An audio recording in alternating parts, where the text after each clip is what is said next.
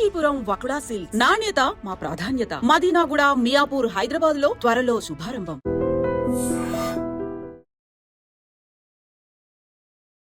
నమస్తే, welcome to I dream. నేను మీ ఝాన్సీ. ప్రస్తుతం మనతో సీనియర్ స్టాక్ మార్కెట్ అనలిస్ట్ ప్రభు గారు ఉన్నారు. ఆయన అడిగి ఇప్పుడు ఫార్మా సెక్టార్లో మనం ఇన్వెస్ట్ చేయడం కరెక్టా కాదా, మరి ట్రంప్ ఇంకొంత ట్యాక్స్ని ఎక్కువ చేసే అవకాశాలు ఫార్మా సెక్టర్పై ఉన్నాయి కాబట్టి ఈ టైంలో ఫార్మా సెక్టార్లో ఆలోచించి ఇన్వెస్ట్మెంట్ చేయాలా, చేస్తే మంచిదా చేయకపోతే మంచిదా, ఈ విషయాలను డిస్కస్ చేద్దాము. నమస్తే సార్. నమస్తే అండి ఝాన్సీ గారు. సార్, సేఫ్ సైడ్ ఉంటాము అంటారా ఫార్మా సెక్టార్లో? ట్యాక్సెస్ ఎక్కువ అవుతున్న కొద్దీ మనకి మళ్ళీ ఇన్కమ్స్ కానీ అన్నీ తగ్గే ఛాన్సెస్ ఉన్నాయి కాబట్టి ఇన్వెస్ట్ చేయమంటారా, పేషెన్స్తో ఉండమంటారా? అంటే వీళ్ళు ప్రతీకార సుంకాలు వేస్తున్నాడు ఆయన, రెసిప్రొకేషన్ ట్యాక్స్ కానీ, అంటే భయపెట్టి భయభ్రాంతులు చేసి ఆయనలోకి వాళ్ళు చెప్పినట్టు ఉండేటట్టు చేస్తున్నాడు. కెనడాకి, మెక్సికోకి ట్యాక్స్లు విపరీతంగా వేస్తున్నాడు, పెరిగిపోతాయి. ఇక అది ఇంప్లిమెంట్ చేస్తారా, వెనక్కి అడుగేస్తాడా అనేది మనం చూడాలి. ఇంకా మనకి 7th ఉంది ఫార్మా సెక్టర్ మీద 25% అంటున్నాడు. 25% అంటే మరి ఎంత ఉండేది సార్? ఇంతకుముందు 10% ఉండేది. డబుల్ కన్నా ఎక్కువ, ట్రిపుల్ నియర్లీ. సో అంటే అది ఇంప్లిమెంట్ చేస్తారా లేదా, ఎందుకంటే ఫార్మా మీద ప్రిస్క్రిప్షన్ మొత్తం మనదే, ఇండియాదే. అది ఏపీఐది చైనా నుంచి ఎక్కువ తీసుకుంటారు. ఇండియా కూడా మనం 30%, మనం ఎక్స్పోర్ట్ చేసే దాంట్లో 30% యుఎస్కి పంపిస్తాం, మేజర్ వాళ్ళే. సో అట్లాంటి ఇప్పుడు సపోజ్ అది ఆపారనుకోండి, లేకపోతే ట్యాక్స్ పెంచారు, ఏమవుద్ది? అల్టిమేట్గా కింద కొనుక్కునే కొనుగోలుదారికి రేట్లు పెరుగుతాయి. సో ఆయన బిజినెస్ మ్యానే ట్రంప్. ఎందుకు ఇట్లా చేస్తున్నారు? ఎందుకంటే వాళ్ళనే ఇబ్బంది పెడతాడు ఫైనల్గా. అల్టిమేట్గా ఇబ్బంది పడేది యుఎస్ ప్రజలే. ఇప్పుడు ఇవాళ 10 రూపాయలు కొనుక్కుంది, రేపు 20 రూపాయలు కొనాల్సి వస్తుంది 100%. ఇవన్నీ ఈ ట్యాక్స్ తరీఫ్ వల్ల, ట్యాక్స్ వార్ వల్ల ఇబ్బంది పడేది కూడా వాళ్ళే చివరికి. అందుకే ఎట్టి పరిస్థితుల్లో వెనక్కి అడుగు వెయ్యాల్సిందే. ఎందుకంటే వాళ్ళు ఫార్మా అంతా మన దగ్గర నుంచి తీసుకోవాల్సిందే, ఆల్టర్నేట్ ఛాన్స్ లేదు. ఇప్పుడు యుఎస్ఎఫ్డిలో కూడా ఏ కంట్రీలో ఎక్కువ ఉన్నాయి? 650 కంపెనీస్ మన ఇండియాలోనే ఉన్నాయి. యుఎస్ఎఫ్డి పర్మిషన్ తీసుకున్న కంపెనీస్ మన దగ్గర నుంచి ఎక్కువ పోతున్నాయి కదా. మరి ఈ కంపెనీస్కే ట్యాక్స్ వేస్తే రేపు వీళ్ళు కొంచెం తగ్గించినా లేకపోతే పెంచినా 25% వేసుకొని అమ్మాలంటే వాళ్ళు ఆటోమేటిక్గా రేట్లు పెరుగుతాయి, వినియోగదారుకి రేట్లు పెరుగుతాయి, తట్టుకోలేరు వాళ్ళు. మళ్ళీ వాళ్ళకే అది నెగిటివ్ అవుతుంది కదా. తిరిగి వచ్చి మళ్ళీ ఎటు వచ్చినా వాళ్ళకే వస్తుంది మళ్ళీ ఇబ్బంది. సో ఎక్కువ ఇది ఉంటుంది కాబట్టి ఆటోమొబైల్, సెమీ కండక్టరు, ఫార్మాకి, ఈ మూడింటికి వేస్తానని చెప్పాడు. సో ఫార్మా మెయిన్ ఉంది. ఇప్పుడు ఫార్మాలో ఇన్వెస్ట్మెంట్ చేయొచ్చా అంటే, మనం కోవిడ్లో ప్రతి కంట్రీ దాదాపు 60 కంట్రీస్ మనం సేవ్ చేసాం. మనం చేసాం కోవిడ్లో. మనం చేసిన మెడిసిన్ ఉత్పత్తి, దానివల్ల కోవాక్సిన్ కానీ ఆ ఇంజక్షన్లు కానీ మనం పంపించినాయి కదా. సో మేజర్ మన నుంచే సేవ్ అయ్యారు. అందుకని అందరికీ ఒక గురుంది, ఇండియా అంటే ఒక గురుంది. ఫార్మాలో ఇన్వెస్ట్మెంట్ చేయొచ్చా అంటే, ఇప్పుడు ఇన్స్టెంట్గా డౌన్ అయినా లాంగ్ రన్ బాగానే ఉంటుంది.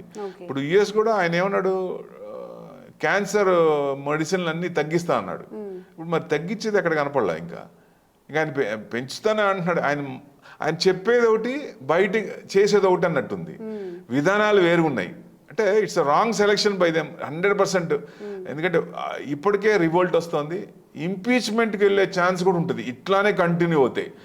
ఏదేమైనా ఆయన మార్క్ ఫస్ట్ 3 months 6 months ఉంటుంది. ఎవరైనా ఇప్పుడు కొత్తగా వచ్చినప్పుడు ఒక కంపెనీ నుంచి ఇంకో కంపెనీకి CEO వచ్చినప్పుడు ఆయన ఏం చేస్తాడు, నా మార్కు కనపడాలి అనే ఉద్దేశంతో కొంచెం చేంజెస్ చేస్తాడు. 100% కనపడాలి కాబట్టి.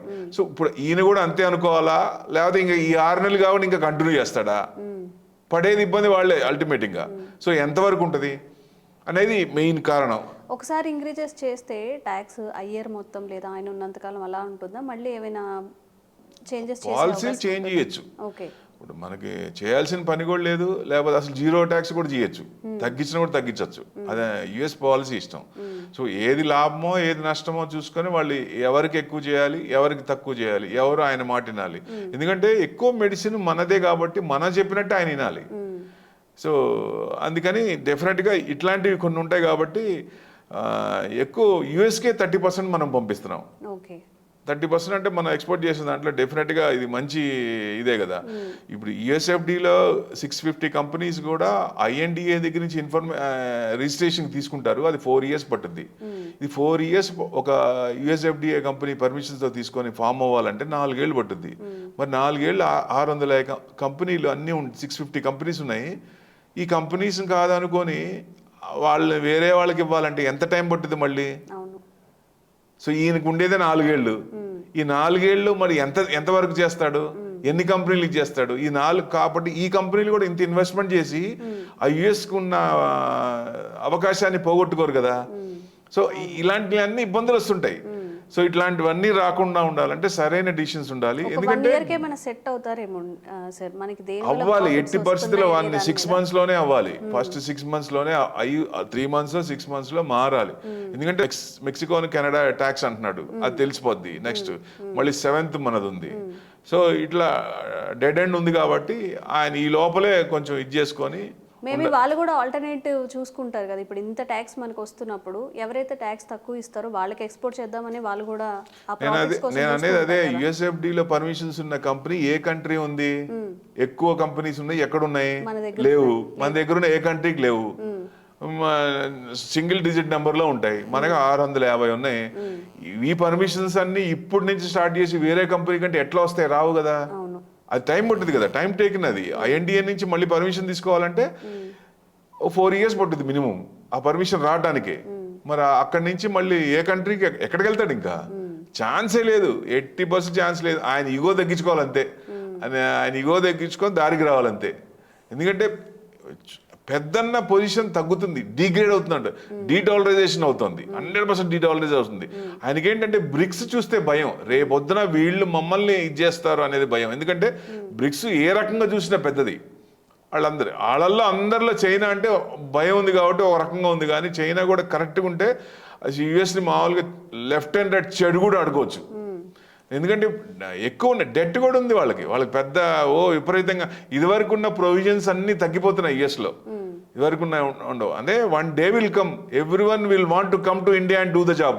అది ఎప్పుడు చూస్తాం? మన తరం చూస్తామా, లేకపోతే ముందు తరం చూస్తామా, ఆ పైన తరం చూస్తామా అనేది తెలియదు. కానీ ఎప్పుడో ఒకసారి డెఫినెట్గా ఇప్పుడు యుఎస్కి ఎట్లా పరిగెడుతున్నామో రేపొద్దున అందరూ ఇండియాకి కూడా వచ్చే పరిస్థితి ఉంటుంది. అదే కదా మన ప్రైమ్ మినిస్టర్, మన గ్రేట్ ప్రైమ్ మినిస్టర్ మోడీ గారు చెప్పేది. అమృత్ కాల్ స్టార్ట్ అయింది 2047.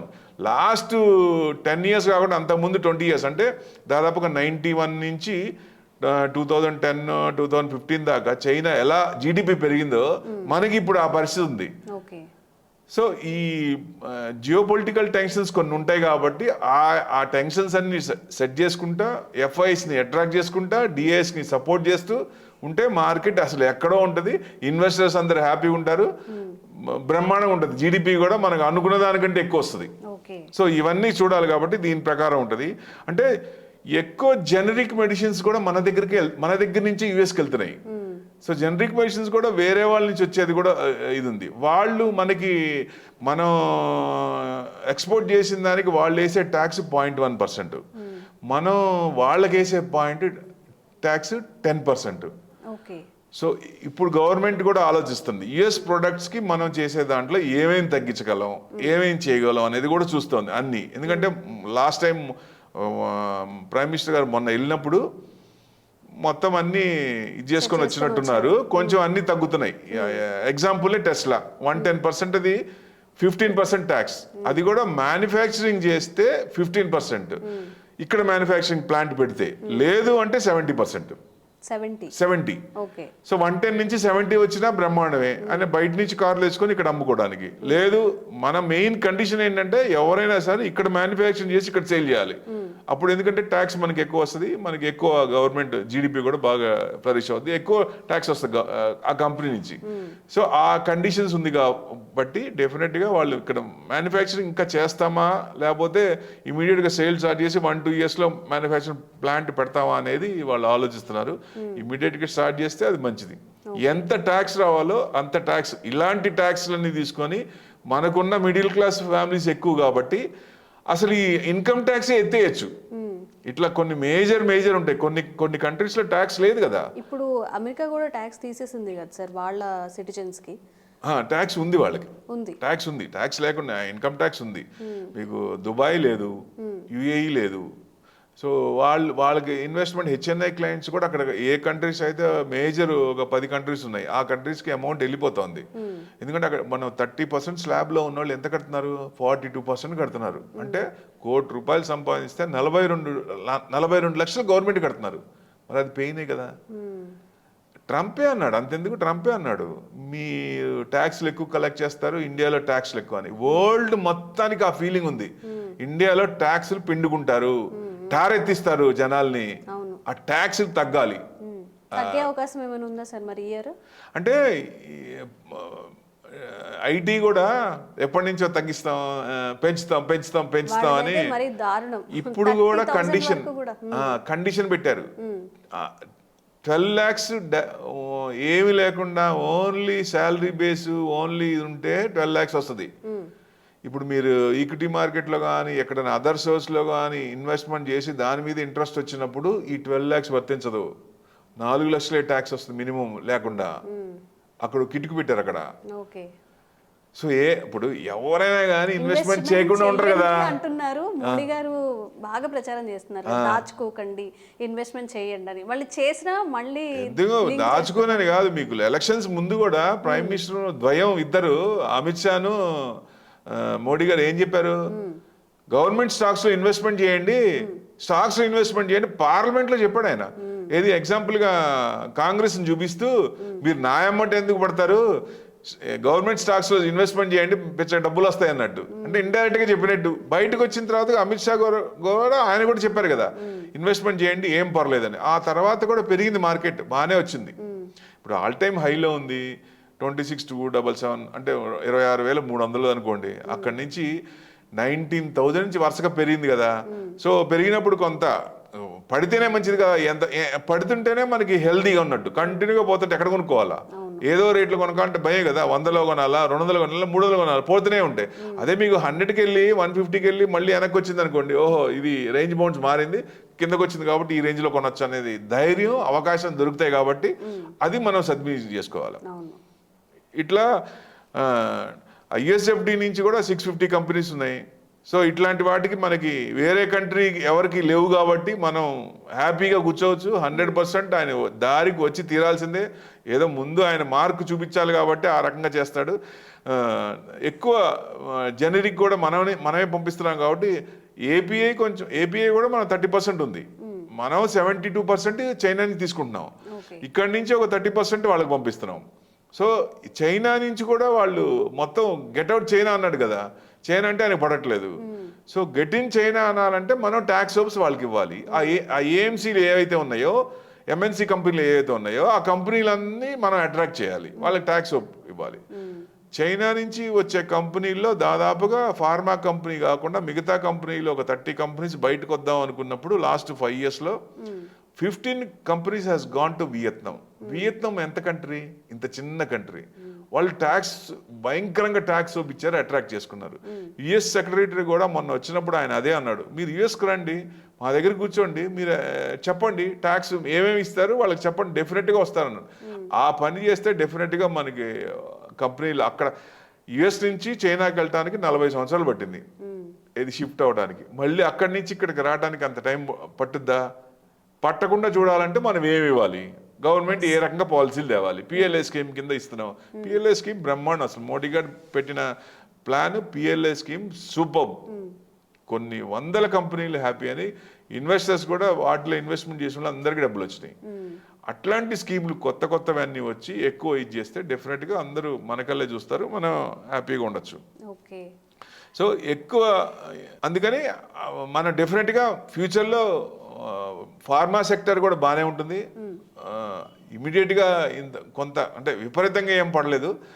కొన్ని స్టాక్స్ అయితే 40-50% పడ్డాయి, ఫార్మాలో అంత పడలేదు కదా. అందుకు కొంచెం అంటే వాలటాలిటీ ఎక్కువ ఉంది దాంట్లో.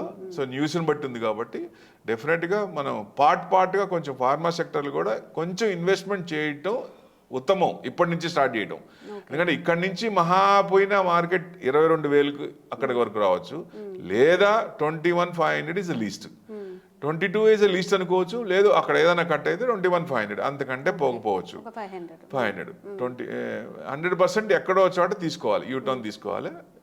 మార్కెట్ కూడా చూస్తోంది గవర్నమెంట్ ఏం చేస్తుంది, ఏది పాజిటివ్ న్యూస్ వస్తుందో చూస్తోంది. ఆ పాజిటివ్ న్యూస్ రావాలి, ఆ పాజిటివ్ కోసం చూస్తోంది. ఈ వేరే నెగిటివ్ ఏం లేదు. స్కామ్లు ఉన్నాయా? ఇదివరకు ఉన్నట్టు స్కామ్లు ఏమున్నాయా? ఏమి లేవు కదా. కంపెనీస్ బాగున్నాయా? ట్యాక్స్ ఎక్కువ కడుతున్నారా? గ్రోత్ ఉందా? Q3 ఒకటి బాగాలేదు, Q2 Q3 బాగాలేదు, Q4 బాగుంది అనుకోండి, మనం యూటర్న్ తీసుకున్నట్టే.